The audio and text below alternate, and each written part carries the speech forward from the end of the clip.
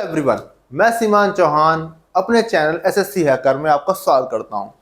दोस्तों, हम लेकर आए हैं आज नंबर सिस्टम का एक बेहतरीन सेशन जो कि एसएससी के द्वारा लिए गए किसी भी एग्जाम के लिए बहुत ही इंपॉर्टेंट टॉपिक है। नंबर सिस्टम में बेसिकली एग्जामिनर 3 टाइप के सवाल पूछता है। पहला तो question based on divisibility rule, दूसरा जो भी रिमाइंडर फाइंडिंग करने वाले क्वेश्चन होते हैं या यूनिट डिजिट निकालने वाले क्वेश्चन होते हैं। यूनिट डिजिट बहुत ही रेयर क्वेश्चन है, 2 या 3 बार आई थिंक पूछा गया है, इतना आता नहीं है, लेकिन क्योंकि आया है 2021 के सीजीएल में तो इसलिए हम ये भी करेंगे। तीसरे क्वेश्चन आते हैं एचसीएफ और एलसीएम पे बेस पे, जिसमें नंबर ऑफ पेयर्स निकालने वाले क्वेश्चन आते हैं कि एचसीएफ के और एलसीएम के रिमाइंडर वाले क्वेश्चन भी आते हैं, एचसीएफ इंटू एलसीएम के फॉर्मूले बेस पे भी क्वेश्चन आते हैं। तो ये 3 चीजों से हमारा नंबर सिस्टम लगभग कंप्लीट हो जाता है। वैसे नंबर सिस्टम अर्थमेटिक का सबसे बड़ा टॉपिक है और नंबर सिस्टम मतलब आप चाहे 10 घंटे 15 घंटे 20 घंटे की क्लास ले लो तब भी नंबर सिस्टम शायद खत्म ना हो जाए, उसमें कुछ ना कुछ बचा रह जाए। लेकिन एसएससी में काफी कंसाइज और केवल इन 3 टॉपिक पे ही क्वेश्चंस देखे गए हैं, तो हम ज्यादा इधर उधर के क्वेश्चंस नहीं करेंगे नंबर सिस्टम में, केवल सिलेक्टेड क्वेश्चंस करेंगे और हमारे क्वेश्चंस हो जाएंगे। ठीक है, पॉइंट है नंबर सिस्टम का वेटेज क्या है। नंबर सिस्टम के देखो प्रीलिम्स में 2 क्वेश्चंस और मेंस में सीजीएल के 2 क्वेश्चंस मिल ही जाते हैं। 2 क्वेश्चन का मतलब मेंस के 6 नंबर। अब 6 नंबर के लिए ये 3 टॉपिक करने हैं, मुश्किल से 30 से 40 सवाल बनेंगे इसमें।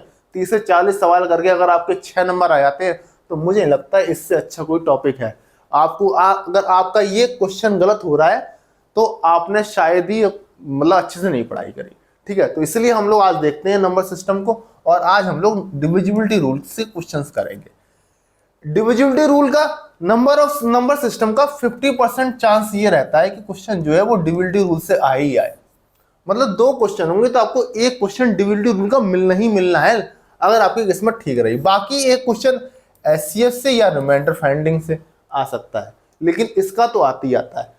तो आज हम लोग डिविजिबिलिटी रूल सीखेंगे और उसके द्वारा पूछे गए एसएससी में इंपॉर्टेंट क्वेश्चंस को देखेंगे कि उससे ज्यादा बाहर ना जाए कुछ। हमारा आज यही रहेगा पर्पस। ठीक है, तो डिविजिबिलिटी रूल की हम लोग करते हैं स्टार्टिंग। सबसे पहले हम लोग देखते हैं कि कोई संख्या को कैसे पता करें कि कोई संख्या जो है वो 2 से डिवाइड हो रही है। तो आप लोगों को पता ही होगा 2 का डिविजिबिलिटी रूल क्या होता है। 2 का डिविजिबिलिटी रूल ये होता है, मान लो ये कोई भी एन डिजिट नंबर है A B C D E, इस संख्या को मुझे बताना है ये संख्या 2 से डिवाइड हो रही है नहीं हो रही है, तो बस मैं यूनिट डिजिट देखूंगा और यूनिट डिजिट अगर मेरा इवन नंबर है तो वो पूरा का पूरा नंबर जो है वो 2 से डिवाइड होगा। इवन नंबर मतलब या तो ई की जगह 0 आ जाए या 2 या 4 या 6 या 8। किसी भी संख्या के इकाई के स्थान पर या यूनिट प्लेस पर 0 2 4 6 8 आएगा तो वो नंबर 2 से डिवाइड होगा। ठीक है, तुम्हें कितना भी बड़ा नंबर दे दो, 131 465 453 216, बताओ ये नंबर 2 से डिवाइड होगा? हाँ होगा। क्यों? तुमने बस ये देख लिया, तुमने ये तो 6 है तो ये पूरा नंबर 2 से डिवाइड है, खत्म बात। अच्छा, अब आते हैं अगला 3 का डिविजिबिलिटी रूल। 3 का डिविजिबिलिटी रूल, आपको कोई बड़े से बड़ा नंबर दिया हुआ, उन सारी डिजिट का योग कर दो, उन सारी डिजिट का सम कर दो, उन सारी डिजिट का सम करो। अगर उसका सम जो है, अगर सम ऑफ डिजिट्स जो है वो 3 से डिवाइड हो रहा है, इज डिविजिबल बाई 3। अगर sum of digit is divisible by 3 तो वो पूरा नंबर 3 से डिवाइड होगा। जैसे कि इस वाले नंबर में देख लेते हैं 1 3 1 4 5 3 2 1 6 में जरा जोड़ के देखना, 1 3 4 1 5 4 9 5 14 3 17 2 19 1 20 1 26 26 आ गया इस सारी डिजिट्स का सम। क्या 26 3 से डिवाइड होता है? नहीं होता, तो ये पूरा नंबर भी 3 से डिवाइड नहीं होगा। ठीक है, तो हमें पूरे नंबर को चेक करने की जरूरत नहीं है, बस उनके संख्याओं को ऐड करके देख लिया और देखा कि वो नंबर 3 से डिवाइड होता है या नहीं। अब आ जाते हैं हम 4 पर। 4 के लिए लास्ट की 2 डिजिट्स, इफ लास्ट की 2 डिजिट्स आर डिविजिबल बाई 4 तो पूरा नंबर 4 से डिवाइड होगा। ठीक है, जरा बताना ये नंबर 4 से डिवाइड होगा? तुम कहोगे हाँ, क्योंकि लास्ट की 2 डिजिट इज 16। अगर लास्ट की 2 डिजिट्स इज डिविजिबल बाई 4 तो then the whole number is divisible by 4। ठीक है, तो ये वो तो हो गया हमारा 4 का।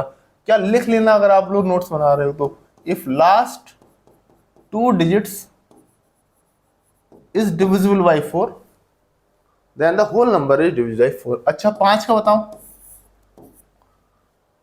5 का अगर यूनिट प्लेस पर या तो 0 आ जाए और या 5 आ जाए तो पूरा पूरा नंबर 5 से डिवाइड होगा। ये नंबर 5 से डिवाइड होगा नहीं, क्योंकि यूनिट प्लेस पे 6 है, यूनिट प्लेस पे ना 0 है ना 5 है। अच्छा 6 का 6 का डिविजिबिलिटी रूल क्या है? 6 का डिविजिबिलिटी रूल अपने आप में कुछ नहीं है। जो नंबर 2 से डिवाइड हो और जो नंबर 3 से डिवाइड हो तो वो पूरा नंबर 6 से डिवाइड होगा। मतलब वो नंबर 2 से और 3 से दोनों से डिवाइड हो। मुझे 2 का डिविजिबिलिटी रूल पता है, 3 का ही पता है, तो जरा ये बताएं ये नंबर 6 से डिवाइड होगा कि नहीं होगा? तुमने कहा था ये नंबर 2 से डिवाइड है, तो अभी गारंटी नहीं है कि 6 से डिवाइड होगा नहीं होगा। अब मुझे 3 का डिविजिबिलिटी रूल लगा के चेक करना है, तो जब चेक किया तो 3 से नहीं हो रहा था, तो मतलब ये पूरा नंबर 6 से डिवाइड नहीं है। जो नंबर 2 और 3 दोनों से डिवाइड हो वही नंबर जो है वो 6 से डिवाइड होगा। अच्छा इसमें एक चीज छुपी हुई है, इस कॉन्सेप्ट में एक चीज छुपी हुई है कि मैं अब पूछूं कि 12 का डिविजिबिलिटी रूल क्या होगा। 12 तुम कहोगे जो नंबर 3 से डिवाइड हो और 4 से डिवाइड होगा वो नंबर 12 से डिवाइड होगा। मैं एकदम सही, एकदम अच्छी बात है। मैं कहूंगा जरा बताना 24 का डिविजिबिलिटी रूल क्या होगा। तुम कहोगे जो नंबर 4 से डिवाइड हो और जो नंबर 6 से डिवाइड हो। मैं कहूंगा नहीं, इसमें तुम लोग देखोगे को प्राइम नंबर का मल्टीप्लाई, वो हम लोग आगे भी डिस्कस करेंगे। जैसे कि अगर कोई नंबर मैं कहूँ अगर कोई नंबर 72 से डिवाइड है उसका डिविजिबिलिटी रूल चेक करना है, तो मैं कहूँ 72 को मैं इस टाइप से 2 नंबर से लिखूंगा 8 और 9। जो नंबर 8 से डिवाइड हो और जो नंबर 9 से डिवाइड हो वो नंबर 72 से डिवाइड होगा। अब तुम कहोगे सर ये 8 इंटू 9 ही क्यों लिखा 72? आप इसे 24 6 इंटू 12 भी तो लिख सकते थे। मैंने कि नहीं, मैंने कि मैं ऐसे करके मल्टीप्लाई करके लिखूंगा कि आपस में नंबर कोप्राइम्स हो। कोप्राइम मतलब कि इन दोनों का HCF 1 आए, इन दोनों का HCF जो है 1 आए। मैं 72 के ऐसे 2 फैक्टर लिखूंगा कि उनका HCF 1 आए, उनका मल्टीप्लाई करके 72 आ जाए, तो वो पूरा नंबर 72 हो जाएगा। इसी हिसाब से हमने 6 का देखा। 6 को मैं 2 इंटू 3 लिख सकता हूँ और 2 और 3 आपस में कोप्राइम है या इनका HCF 1 है, तो 6 का डिविजिबिलिटी रूल ये हो गया। ठीक है, अब हम चलते हैं 7 का। देखो 7 का कोई याद करने की जरूरत नहीं है, बिना 7 के याद की ही काम हो जाएगा। ठीक है, तो 7 के चक्कर में पढ़ना ही नहीं है, 7 की जरूरत ही नहीं पड़ेगी। ठीक है, अब हम चलते हैं 8 का। 8 का डिविजिबिलिटी रूल क्या होता है? 8 का डिविजिबिलिटी रूल ये होता है कि अगर किसी भी संख्या की लास्ट की 3 डिजिट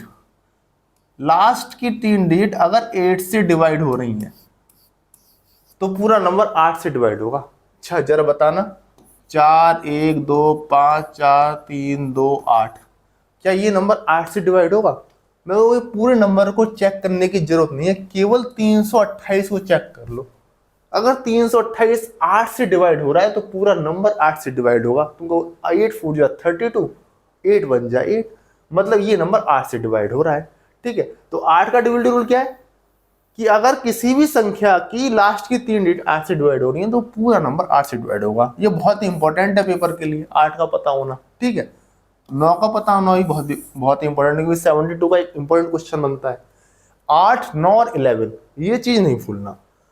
9 का जो 3 का होता है वही 9 का होता है। मतलब अगर किसी भी कोई भी नंबर है उनकी सबकी डिजिट्स का सम अगर 9 से डिवाइड होगा तो पूरा नंबर 9 से डिवाइड होगा।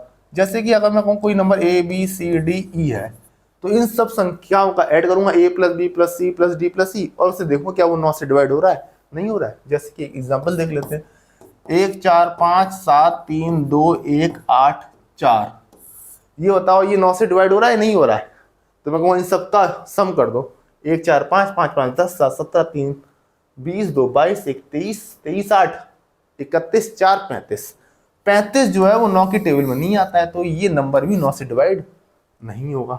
10 का डिविजिबिलिटी रूल क्या होता है? यूनिट डिजिट पे 0 आना चाहिए, यूनिट डिजिट पे 0 आना चाहिए, तो वो नंबर तुम्हारा 10 से डिवाइड होगा। अच्छा, 11 का सबसे इंपॉर्टेंट क्या है? 11 का डिविजिबिलिटी रूल। 11 का divisibility rule ABCDEFG, let's say this is our number. इसमें आप लोग क्या करते हो? इसमें अल्टरनेट डिजिट का सम करते हो पहले। मतलब पहले तुम देखोगे A plus C plus E plus G, और फिर तुम दूसरी अल्टरनेट डिजिट का सम B plus D plus F, B plus D plus F। अगर इनका डिफरेंस या तो 0 आ जाए, या 11 आ जाए, या 22 आ जाए, या 33 आ जाए, एंड सो ऑन, मतलब जो 11 के टेबल में आने वाली संख्याएं हैं, या 0, 11, 22, 33, 44 एंड सो ऑन, अगर ये अल्टरनेट डिजिट्स के सम का डिफरेंस अगर 0, 11, 22, 23 एंड सो ऑन आ जाए, तो वो पूरा नंबर 11 से डिवाइड होगा। ठीक है, ये बहुत ही इंपॉर्टेंट है, जरा एग्जाम्पल लेते हैं, जरा बताना। 4, 5, 6, 7, 2, 3, 8, 0, 4, 5, ये नंबर 11 से डिवाइड हो रहा है या नहीं हो रहा? मैं अल्टरनेट डिजिट का सम देखो, 4, 6, 10, 2, 12, 12, 8, 20 और 4, 24। दूसरा सम देखो, 5, 7, 12, 3, 15, 15, 0, 0, 15, 5, 20, 20। इनका डिफरेंस देखो, इनका डिफरेंस आ रहा है 4, मतलब कि ये नंबर 11 से डिवाइड नहीं हो रहा है। मतलब तुमने कहा अगर इसको मैं 24 बना दूंगा तो 11 से डिवाइड हो जाएगा? मैंने 24 बनाने के लिए 4 सम चाहिए। इस 5 की जगह 12, 3, 15, 0, 20, इस 5 की जगह मैं 9 लिख दूंगा, तो ये नंबर जो है वो पूरा का पूरा 11 से डिवाइड हो जाएगा, क्योंकि ये भी 24 बन जाए, फिर ये भी 24 बन जाए। ठीक है, अगर यही 5 की जगह 9 लिखा होता तो नंबर 11 से डिवाइड हो जाता। ठीक है, अब एक चीज तो मैंने बताई दी, अब तुम बताओ कोई नंबर 88 से डिवाइड होगा, कैसे चेक करोगे? मैं वो 88 के ऐसे फैक्टर लिखो कि उनका मल्टीप्लाई करके 88 आए और वो आपस में को प्राइम हो। तुम कहोगे 11 और 8, 11 और 8 दो ऐसे नंबर है जिनका HCF 1 है, तो 11 8 88, तो वो 88 का हो गया। ठीक है, इसे मैं उस 4 into 22 नहीं लिखूंगा, 11 into 8 लिखूंगा। ठीक है, समझ में आया? अच्छा, एक चीज और, अगर मुझे मान लो कुछ प्राइम नंबर दे दिए, या मुझे ऐसे नंबर दे दिए जो आपस में को प्राइम, जैसे कि 3, 7, 11, मैं कहूंगा कोई नंबर 3, 7, 11 से डिवाइड हो रहा है, तो इसका मतलब 100% वो नंबर 3 into 7 into 11 से डिवाइड होगा। ये कंफर्म है। इसका भी हम लोग क्वेश्चंस करेंगे, क्वेश्चन में और अच्छे से समझने की कोशिश करेंगे। ठीक है, तो हम लोग इतनी डिविजिबिलिटी रूल है, और अब हम लोग क्वेश्चंस की प्रैक्टिस करना स्टार्ट करते हैं। ठीक है, अब देखो ये पहला क्वेश्चन में दे रखा है, if the 9 digit number 89x64287y is divisible by 72, then what is the value of 3x plus 2y? इस क्वेश्चन में हमें दे रखा है कि ये नंबर जो है वो 72 से डिवाइड होना चाहिए, तो क्या x और y की पहले हम क्या वैल्यू होगी उससे हम अपना आंसर निकाल लेंगे। तो हमारा मेन मोटो क्या है? x और y की वैल्यू निकालने का। अब तुम कहोगे सर 72 का डिविजिबिलिटी रूल तो हमें पता ही नहीं है। मैंने कोई बात नहीं, मैंने कभी भी कोई भी बड़ा नंबर हो तो आप उसके ऐसे मल्टीप्लाई करके लिखो, इस तरह से मल्टीप्लाई करके लिखो इस नंबर को, जिससे कि वो दोनों नंबर को प्राइम हो आपस में। मतलब कि 8 और 9, 8 9 72, मैं 72 को 8 into 9 लिख सकता हूं, लेकिन शर्त ये है कि ये दोनों आपस में को प्राइम होने चाहिए, तभी तुम इस तरह से मल्टीप्लाई करके लिखो। फिर मैं कहूंगा कि भाई जो 72, जो नंबर 8 से डिवाइड हो और जो नंबर 9 से डिवाइड हो, वो नंबर 72 से डिवाइड होगा। अब तुम कहोगे सर मैं तो 72 को ना मैं तो 6 into 12 लिखूंगा। मैंने कि 6 into 12 नहीं लिख सकते। क्यों नहीं लिख सकते? क्योंकि 6 और 12 आपस में को प्राइम नहीं है।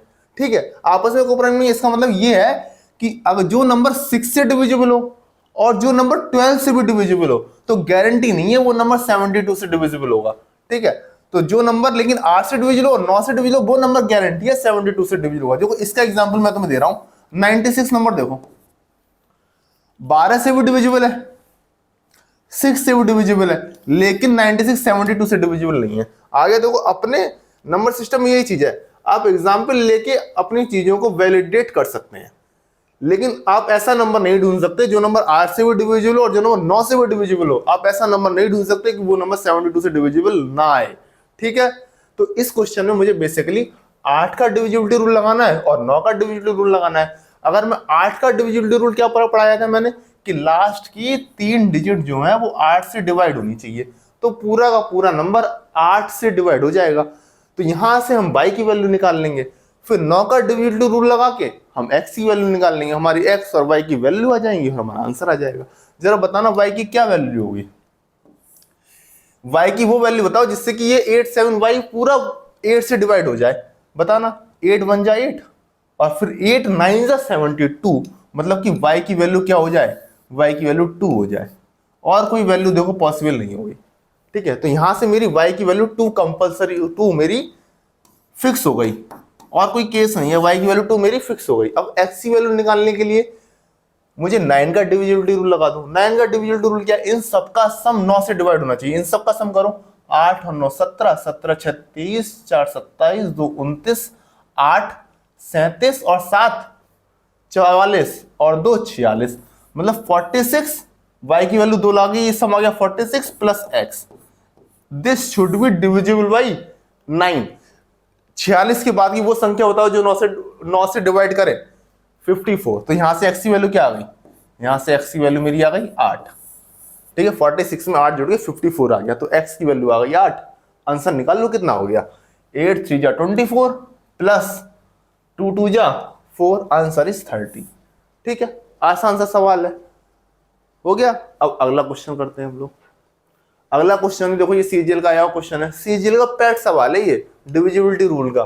डिविजिबिलिटी रूल बहुत इंपॉर्टेंट टॉपिक है नंबर सिस्टम का, जिससे कि सवाल आने के 50% चांस रहते ही रहते हैं।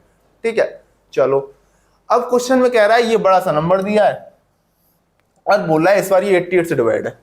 अब 88 से डिवाइड है, मुझे पी स्क्वायर माइनस क्यू की वैल्यू निकालनी है, और क्वेश्चन में एक कंडीशन दी है कि क्यू की लार्जेस्ट वैल्यू होनी चाहिए, for the largest value of Q. ठीक है, सही है, तो क्यू की हो सकता है एक से ज्यादा वैल्यू आ रही हो, हम उसमें से बड़ी वाली वैल्यू लेंगे। तो सबसे पहले तो ये देखो कि 88 को पहले तुम्हें इस तरह से लिखना है, 88 को 2 नंबरों की या 3 नंबरों की जो भी हो सके मल्टीप्लाई करके, जो कि आपस में कोप्राइम हो। ठीक है, और नंबर 88 आ जाए, तुम कहोगे मिल गए 11 और 8, 11 इंटू 8 88, और 11 और 8 आपस में कोप्राइम है। कोप्राइम पहचानने का तरीका, आपस में इनका HCF 1 है। 11 और 8 का जिन्हीं दो संख्याओं का अगर HCF 1 है तो वो आपस में कोप्राइम होते हैं। तो 11 और 8 का HCF 1 है, तो 11 8 जा 88। तो जो नंबर 11 से डिवाइड होगा और जो नंबर 8 से डिवाइड होगा, इसका मतलब वो नंबर कंपलसरी है, वो नंबर 88 से डिवाइड होगा। तो एक तरह से कह सकते हैं ये 88 का डिविजिबिलिटी रूल भी हो गया। तो ठीक है, तो सबसे पहले हम लोग क्यू की वैल्यू देखेंगे, 8 का डिविजिबिलिटी रूल लगा के। 8 का डिविजिबिलिटी रूल क्या होता है, लास्ट की 3 डिजिट 8 से डिवाइड होनी चाहिए। लास्ट की 3 डिजिट 8 से डिवाइड होनी चाहिए। तो बताओ क्यू की क्या क्या वैल्यू हो सकती है। तुम कहोगे क्यू की वैल्यू 1 ही हो सकती है, मैं कहूंगा बिल्कुल सही हो सकती है 1, क्योंकि 8 1 जा 8 बचा 4 48 8 48। फिर मेरी नजर गई इस कंडीशन पे, लार्जेस्ट वैल्यू ऑफ क्यू, तो मैं 1 से स्टार्ट ना करके मैं 9 से स्टार्ट करूं ना, क्योंकि मुझे क्यू की बड़ी से बड़ी वैल्यू चाहिए। अब क्यू की बड़ी से बड़ी वैल्यू क्या हो सकती है, 9। तो मैं अपना टाइम बचाने के लिए क्यू को 9 से स्टार्ट करूंगा और देखूंगा क्या 9 लगाने पर ये डिवाइड हो रहा है 8 से। तुमने 9 लगाया, हम चेक करते हैं, 8 1 जा 8, 1 12, 8 1 8 4 48 8 48। तुमको हाँ सर, क्यू की वैल्यू 9 लगा के 8 से डिवाइड हो गया, तो क्यू की वैल्यू तो 9 मेरी फिक्स हो गई। अब मुझे पी की वैल्यू निकालनी है, उसके लिए मुझे 11 का डिविजिबिलिटी रूल चाहिए। मैंने कि 11 के डिविजिबिलिटी रूल के लिए मुझे क्या करना पड़ता है, अल्टरनेट नंबर का सम करना पड़ता है। 7 P 5 9 6 4, क्यू की वैल्यू 9 कंफर्म हो गई, 2 8। मैंने कर दो भैया अल्टरनेट संख्याओं का सम, 7 5 12 6 18 18 9 27 27 8 35, और इन अल्टरनेट संख्याओं का सम किया, p प्लस 9, 9 4 13, 13 2 15, 15 प्लस p। तुमने कहा यार इनका डिफरेंस जो होना चाहिए, इनका डिफरेंस या तो 0, अगर इनका डिफरेंस 0 होगा तुम्हें पता है p 20 हो जाएगा। अब कोई भी डिजिट 20 नहीं हो सकती ना, कोई भी डिजिट 0 से लेकर 9 तक हो सकती है, तो 9 तक के लिए तुमने कहा 0 नहीं, तुमने 11, मैंने कि अगर मैं 11 लगाऊंगा तो 11 लगाने पर ये 20 minus p is equal to 11, हाँ 11 लगाने पर p की वैल्यू 9 आ जाएगी। मैंने कि हाँ ये सही है, p की वैल्यू 9 आ जाएगी जब इन दोनों का डिफरेंस 11 आ जाएगा। अल्टरनेट संख्याओं के योग का डिफरेंस अगर 0, 11, 22, 33 ऐसा कुछ आता है तो वो नंबर 11 से डिवाइड होता है। तो मैंने कहा 0 से तो पॉसिबल नहीं था, 11 लगाया तो 11 लगाने पर इनका डिफरेंस 11 लगाने पर p की वैल्यू क्या आ गई, 9 आ गई। तो इसका मतलब p की वैल्यू 9 आ गई और q की वैल्यू 9 है। तो मुझे क्या निकालना है, मुझे p स्क्वायर माइनस q की वैल्यू निकालनी है। तो 9 का स्क्वायर 81, 81 में से 9 गया 72, 72 इज आंसर। आसान सा सवाल है, ठीक है डन। सबसे पहले तो हमें चेक करना है कुछ भी बड़ा से बड़ा नंबर दिया है तो उन्हें मैं ऐसे करके टुकड़े लिखूं जो कि आपस में कोप्राइम हो, उनका मल्टीप्लाई करके ही है, बस यही इस क्वेश्चन की ट्रिक है, ठीक है और कुछ नहीं है। चलिए हम देखते हैं आज का अगला सवाल। देखो आज के अगले सवाल में कुछ नहीं, वही दे रखा है, बोल दिया ये नंबर जो है वो 33 से डिवाइड है। पॉज करके इस क्वेश्चन को अटेम्प्ट करके देखना। ये बोल दिया 33 से डिवाइड हो रहा है और फिर मुझे बतानी maximum value x plus y plus z की क्या हो सकती है। मतलब मुझे x y z की बड़ी बड़ी बड़ी वैल्यू निकालनी है, बड़ी बड़ी 9 9 लग सकती हैं, वो हम देखेंगे। तो सबसे पहले तो मैंने 33 का ड्यूअलिटी रूल, तो ऐसा कुछ होता नहीं है, मैंने कहा तो फिर मुझे क्या करना पड़ेगा, मुझे किन्हीं भी दो नंबरों के मल्टीप्लाई करके लिखना पड़ेगा 33। तो मैं क्या लिख दूं, तुम कहोगे 3 × 11, मैंने बिल्कुल सही, 3 और 11 का HCF 1 है, मतलब आपस में को प्राइम है। तो जो नंबर 3 से डिवाइड होगा और जो नंबर 11 से डिवाइड होगा वो 100% 33 से डिवाइड होगा, ठीक है। अब मैंने 3 का डिविजिबिलिटी रूल लगा दिया। 3 का डिविजिबिलिटी रूल क्या है, संख्याओं का योग, संख्याओं का सम 3 से डिवाइड होना चाहिए। जरा करना सम, 9 5 14, 14 6 20 21, 21 5 26, 26 6 32 और 3 35।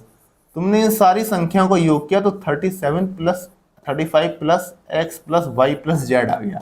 मैंने सही, मैंने कि इनका योग जो है वो किससे डिवाइड होना चाहिए, वो 3 से डिवाइड होना चाहिए, तभी तो पूरा नंबर 3 से डिवाइड होगा।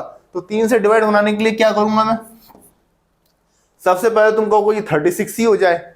मैंने कि x plus y plus z की वैल्यू 1, मतलब तुमने कहा भैया ये 36 हो सकता है, मैंने बिल्कुल हो सकता है।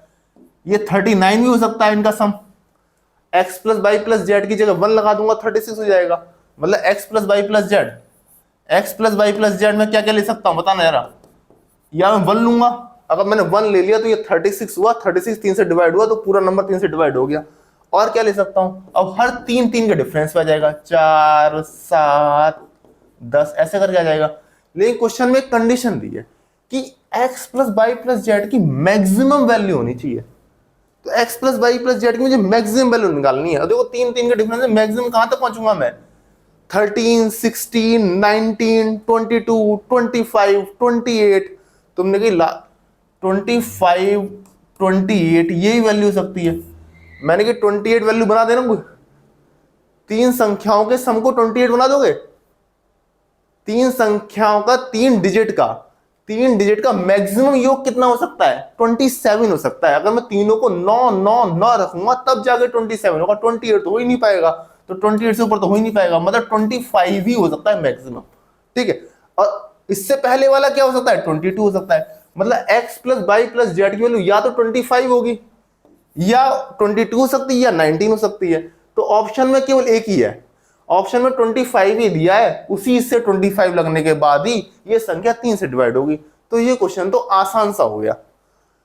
अगर मान लो ऑप्शन में 22 भी दिया होता तो फिर मुझे 11 की डिविजिबिलिटी रूल वाला भी लगा के देखना पड़ता, कहीं ऐसा तो नहीं होता कि 25 का मैं लगा के मेरा वो 11 से ही डिविजिबल ना बने, ठीक है। तो अगर अभी तो चेक करने की जरूरत ही नहीं है इस क्वेश्चन में, क्योंकि इस क्वेश्चन में 25 ही लगा के ही बस 3 से डिवाइड होगा और कोई ऑप्शन ही नहीं है जो 3 से डिवाइड होना पाए, इसलिए ये क्वेश्चन तो यहीं पर खत्म हो जाता है। लेकिन अगर ऑप्शन में 22 भी होता तो फिर मुझे चेक करना पड़ता अपने आगे की प्रोसेस, फिर मुझे 11 की डिविजिबिलिटी रूल लगा के देखना पड़ता, कहीं ऐसा तो नहीं होता कि किसी एक ऑप्शन में ना हो ज्यादा वाले में, तो हमें तो मैक्सिमम लेना, तो ये क्वेश्चन यहीं खत्म हो जाता है। ठीक है, एक बार सोचिए देखना कि 11 का डिविजिबिलिटी रूल लगा के देखना, फिर देखना कैसे लग रहा है 11 का डिविजिबिलिटी रूल इस क्वेश्चन में। ठीक है, चलिए अब हम बढ़ते हैं अपने अगले सवाल की तरफ।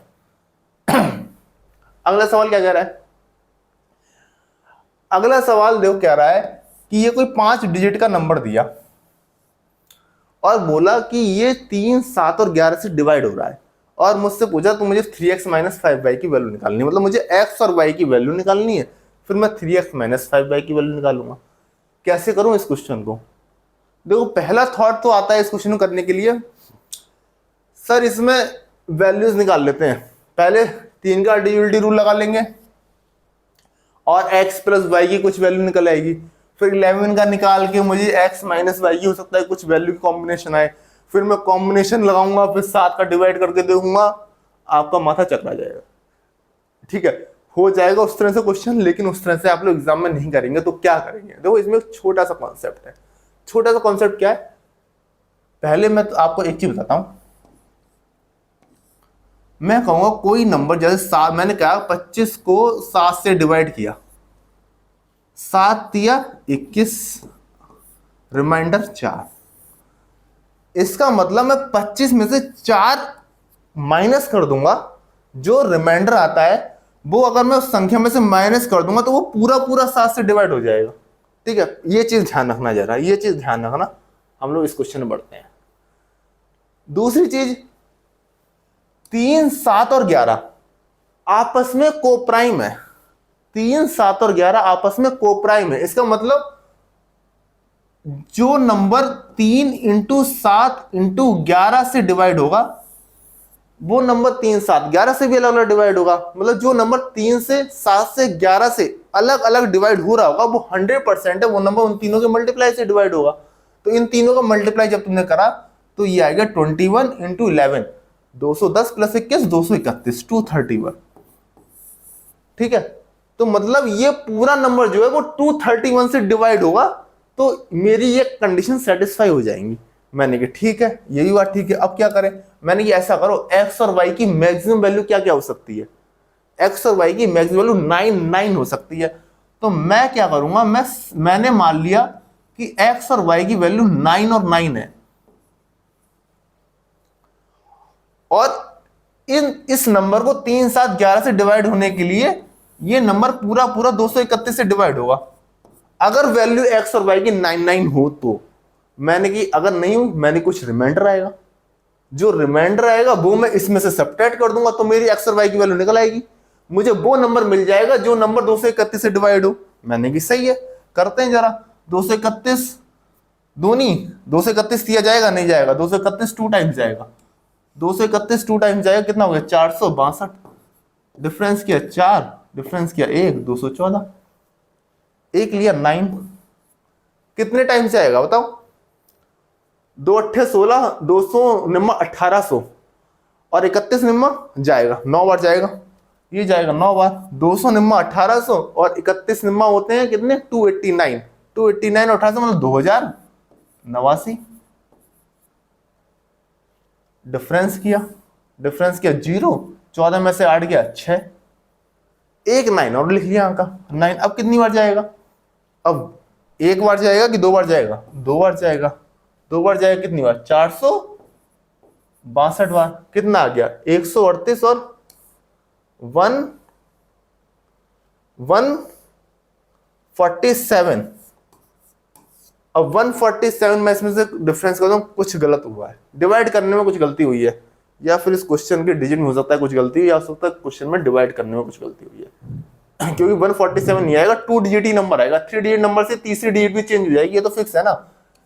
इसमें क्या आएगा? रिमाइंडर जो आएगा वो 2 डिजिट नंबर ही आएगा। ठीक है, जरा एक बार हम लोग डिवाइड करके और देख लेते हैं। 231 डिवाइडेड बाई 67699। ठीक है, पहले कितनी बार जाएगा? 3 बार तो जाएगा नहीं, 2 बार जाएगा। 2 बार जाएगा 462। 462 क्या? ये 4 हुआ, ये 1 हुआ, ये 2 हुआ, 9। अब ये मैंने 231 9 लिखा था, जरा देख लेते हैं। 231 9 9 9 या 27 यहाँ से लगा 2 9 दिन 18 2 20 2079। अच्छा 231 9 जा मैं कहूँ 9 9 27 27 2 2079 आएगा। यहाँ पर आएगा 2079। ये गलती हो गई थी, ये आएगा 2079। अब 2079 में क्या चाहिए, 0 बचा और 14 में 7 बचा, डिफरेंस कितना है 70, यह है 709। अब जाएगा कितनी बार, अब जाएगा 3 बार। अब जैसे ये 3 बार जाएगा ये जाएगा 693 और डिफरेंस कितना आ गया 6, डिफरेंस आ गया 16। यहां पर रिमाइंडर 16 आएगा। जब आप 231 को डिवाइड करेंगे तो रिमाइंडर करके देख लेना, रिमाइंडर क्या आएगा 16 आएगा। इसका मतलब ये नंबर जो है वो 16 ज्यादा है पूरा पूरा डिवाइड होने से 231 से। अगर मैं इस संख्या में ये रिमाइंडर 16 जो है, ये रिमाइंडर जो 16 है वो घटा दूंगा तो ये संख्या पूरी पूरी 231 से डिवाइड हो जाएगी। 231 से डिवाइड हो जाएगी मतलब 3 7 और 11 से डिवाइड हो जाएगी। जरा माइनस करना 16 को माइनस करा तो कितना आया, ये तो आ गई मेरी 3 और ये आ गई मेरी 8 और 6 7 6। तो मेरी x और y की वैल्यू 8 और 3 आ गई। x और y की वैल्यू मेरी क्या आ गई 8 और 3। निकालना क्या था 3x minus 5y, 3 into 8 24, 24 minus 15, 24 minus 15 9। ठीक है, देखो अगर कोई कैलकुलेशन, जैसे मैंने पहली बार कैलकुलेशन गलत कर दी थी, तो कैलकुलेशन गलत कर दी तो तुम्हारा आंसर ही जो है वो आए नहीं। समझ में आ गया क्यों समझ में आया, मेरे क्यों समझ में आया, क्योंकि मेरा जो रिमाइंडर था वो गलती से 3 डेट का आ गया। मैंने कहा रिमाइंडर का 3 डेट का आएगा और मैं इसे माइनस करूंगा तो मेरी ये वाली डेट ही चेंज हो जाएगी। तो इसलिए मैंने कहा कैलकुलेशन मिस्टेक है। ठीक है, या तो सवाल ही गलत है, एसएससी में सवाल भी गलत आते हैं, तो उस कंफर्म करने से पहले एक बार अपनी कैलकुलेशन चेक कर लो दोबारा। जब दोबारा करा तो मेरा रिमाइंडर जो है वो 16 आ गया। 16 माइनस किया, आंसर 83। ठीक है, तो एसएससी गलत सवाल भी दे देता है। ठीक है, तो ये नहीं कि अगर अगली बार भी गलत आ जाता तो उसमें करते चले आओ, वहीं रुक के सोचो गलत है। एसएससी में कभी कभार डिजिट्स गलत आ जाती हैं। ठीक है, तो एक बार चेक करना, लेकिन बनता है पेपर में। चलिए, आया समझ में, नहीं आया पक्का? तरीका वही है। देखो तरीका क्या है, जब भी लास्ट में एक्स वाई दिया है और मुझे इस तरह से नंबर दिए हो जो कि आपस में कोप्राइम है, तो एक्स और वाई को 99 मानना मैक्सिमम और उन तीनों की मल्टीप्लाई करके लिखना और डिवाइड कर देना। जो रिमाइंडर आए वो उसमें से माइनस कर देना, तुम्हें वो नंबर मिल जाएगा जो 3 7 11 से अलग अलग डिवाइड है, और वहां से तुमसे एक्स और वाई की वैल्यू निकल जाएगी। ठीक है, आसान सा सवाल है। चलिए हम करते हैं अगला सवाल। अगला सवाल देखो उसी टाइप का सवाल है, बस ये देखो सीजीएल 2022 में सवाल आया। इसमें क्या है, एक नंबर दिया है 823P2Q और कहा है ये एग्जैक्टली डिविजिबल है 7 11 13 से। तो what is the value of P minus Q? तुमने कहा था सर पिछले वाले क्वेश्चन में तो मैंने लास्ट की 2 डिजिट दी थी, मैंने 99 लिख लिया था, इस वाले में भी 99 कर लूंगा। मैंने ये तुम्हारा होमवर्क है, 99 करके देखना कितना दिमाग खराब हो जाएगा 99 करके, क्योंकि लास्ट में तो क्या था हमारा 2 डिजिट रिमाइंडर आ गया था, हमारा आंसर हो गया था। लेकिन इस बार ऐसा नहीं, क्योंकि इस बार ये और ये जो है आपस में गैप है बीच में एक डेट का, तो उस तरह से क्वेश्चन फंस जाएगा। उस तरह से तुम्हारी कभी ये दो चेंज होगा, कभी पी और क्यू में डिफरेंस आ जाएगा, तो उस तरह से आपका ये क्वेश्चन फंस जाएगा। तो इसे करने का क्या तरीका है, तो इसे करने का एक ही तरीका है जो तुम्हें पहले से पता होना चाहिए। अगर पेपर के समय में ये आता तो बस तुम्हारा पहला तरीका तो यही है कि तुम इस नंबर को डिवाइड करने के लिए तुम कहोगे वो नंबर 7 इंटू 11 इंटू 13 से पूरा पूरा डिवाइड होना चाहिए। ठीक है, या तो अलग अलग डिविजन रूल लगाओ तब भी फंस जाएगा, तब भी तुम्हें लगेगा 4-5 मिनट का क्वेश्चन है। सबसे बेस्ट तरीका है कि इन तीनों की मल्टीप्लाई से नंबर डिवाइड होगा। इन तीनों मल्टीप्लाई करना 77 इंटू 13, 13 7 91 हासिल लगा 9, 13 7 91 और 9,000। अब 1001 आ गया, मतलब ये पूरा पूरा नंबर 1001 से डिवाइड हो रहा है। ठीक है, अब तुमने कहा मैं पी और क्यू की वैल्यू कैसे निकालूं, तो ये चीज आपको पता होनी चाहिए कि 1001 एक ऐसा नंबर है, तुम्हें हल्का तो ध्यान ही आ जाएगा कि जो लास्ट की 2 डिजिट होंगी वही पहले की 2 डिजिट होंगी। जैसे कि मैं किसी नंबर से मल्टीप्लाई करूं, जैसे सपोज क्या 1001 की मैंने 9 से मल्टीप्लाई करा, तुमने कहा इसका 9009, पहली डिजिट जो ये होंगी और वो यही होंगी। और एग्जांपल लेते हो, इससे मैं 31 से मल्टीप्लाई किया तो 31 बन जाए 31 0 31, पहली दो डिजिट, लास्ट की दो डिजिट, बीच की कॉमन। अगर नंबर ऑफ डिजिट्स ऑड है तो इस तरह से हो जाएगा, और नंबर ऑफ डिजिट्स इवन है तो पहली तीन डिजिट लास्ट की तीन डिजिट सेम होंगी। तो 1001 ऐसा नंबर है जिससे मैं किसी भी नंबर की मल्टीप्लाई करूं तो जो फर्स्ट हाफ की डिजिट होंगी वही सेकंड हाफ की डिजिट होंगी, ठीक है। और अगर और डिजिट है तो बीच वाली संख्या जो आएगी वो जीरो आ जाएगी, ठीक है। अगर और डिजिट तो बीच वाली संख्या जो आ जाएगी वो क्या आ जाएगी, जीरो आ जाएंगी, ठीक है।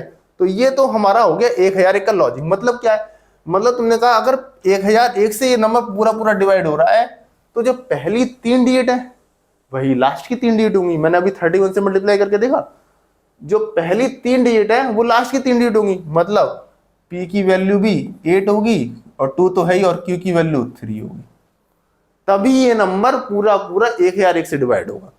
1001 एक स्पेशल नंबर है, तो उसी बेसिस पे उन्होंने एक सवाल दे दिया। ये फैक्ट पता होना चाहिए, अगली बार सवाल में आए, अगली बार आए तुम्हारे एग्जाम में, ठीक है।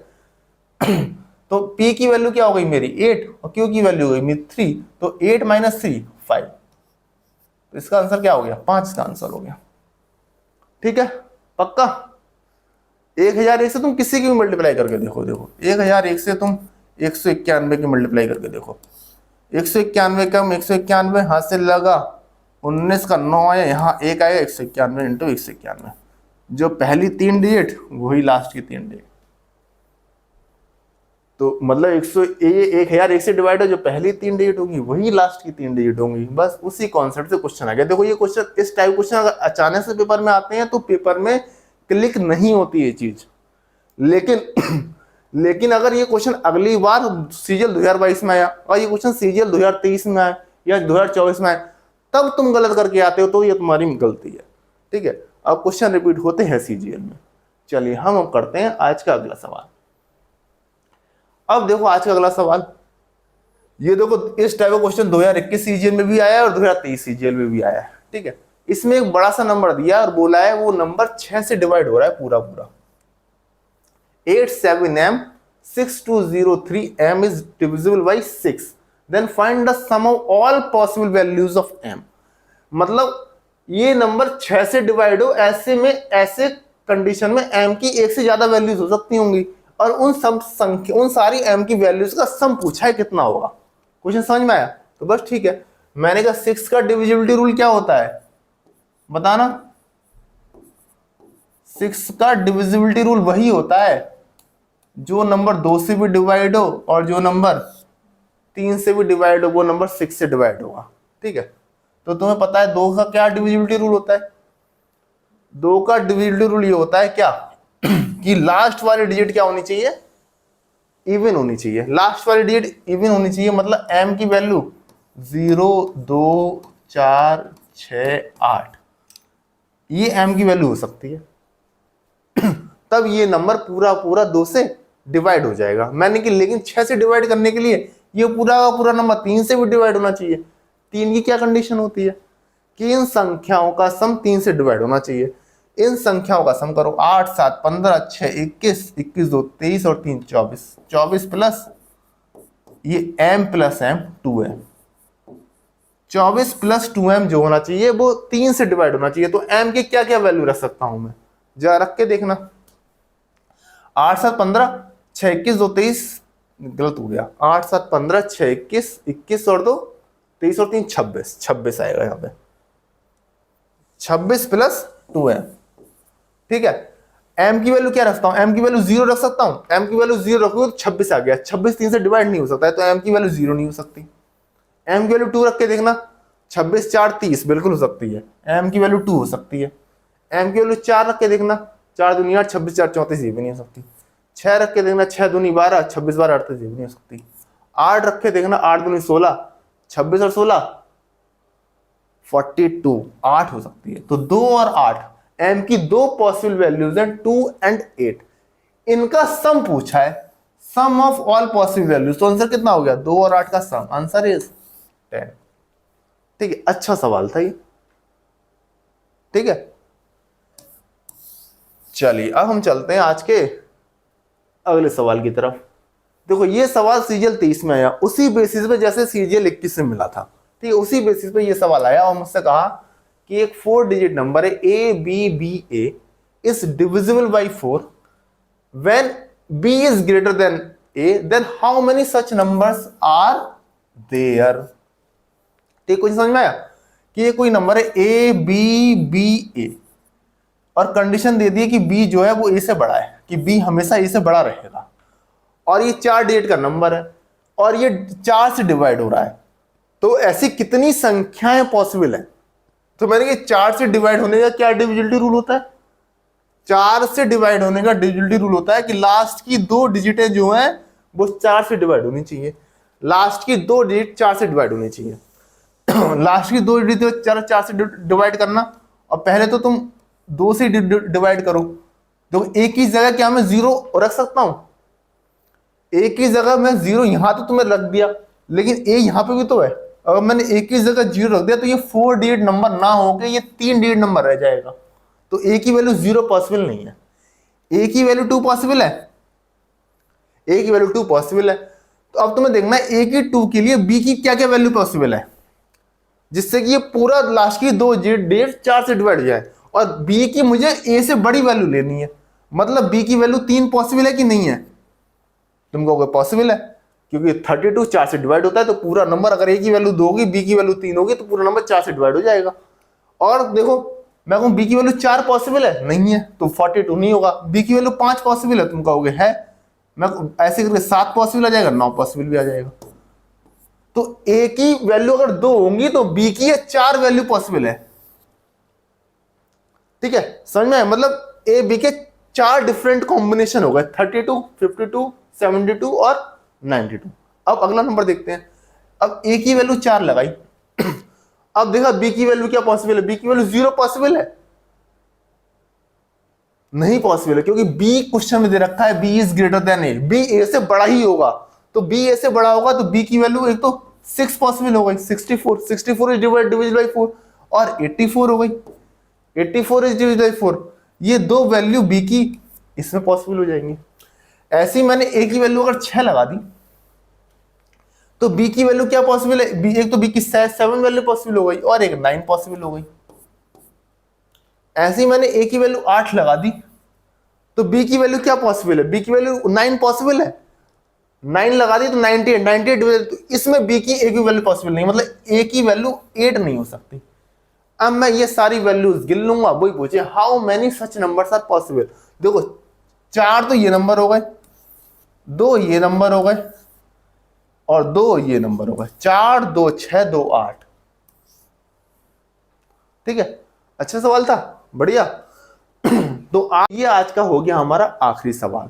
और डिविजिबिलिटी रूल के यही 7 क्वेश्चन है जो कि एग्जाम में घुमा फिरा के पूछे जाते हैं और पैटर्न पे क्वेश्चन पूछे जाते हैं। ठीक है, तो इन्हीं 7 क्वेश्चन की प्रैक्टिस कर लें, और आपके पास कोई बुक हो, कोई मॉक टेस्ट हो, वो देते रहें, आपको यही क्वेश्चंस मिलेंगे, इसके अलावा कुछ नहीं मिलेंगे।